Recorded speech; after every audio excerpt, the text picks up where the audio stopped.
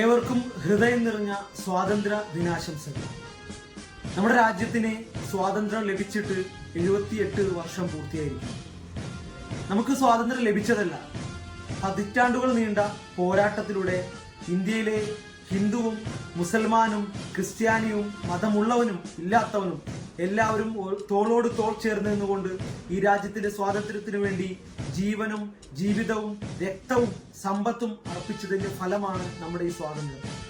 അതുകൊണ്ട് തന്നെ ഓരോ വർഷവും സ്വാതന്ത്ര്യദിനം വരുമ്പോൾ നമ്മുടെ മുമ്പിൽ വരുന്ന സന്ദേശം എന്ന് പറയുന്നത് ഈ രാജ്യത്തിന്റെ സ്വാതന്ത്ര്യം ഒരു ഫാഷിസ്റ്റ് ശക്തികൾക്കും ഒരു ദുർഭരണത്തിനും ഒരു അധികാര കേന്ദ്രീകരണത്തിനു മുമ്പിൽ മുട്ടുമടക്കില്ല എന്നും ഇന്ത്യയുടെ അന്നത്തെ കാലത്ത് നമ്മൾ ബ്രിട്ടീഷുകാർക്കെതിരാണ് സ്വാതന്ത്ര്യം ചെയ്തതെങ്കിൽ ഇന്ന് നമ്മൾ സംഘപരിവാർ ഫാഷിസ്റ്റുകൾക്കെതിരെ അവരുടെ ഭീകര നിയമങ്ങൾക്കെതിരെ പോരാടാനുള്ള ഒരു ഊർജമാണ് നമ്മൾ ആവാഹിച്ചെടുക്കേണ്ടത്.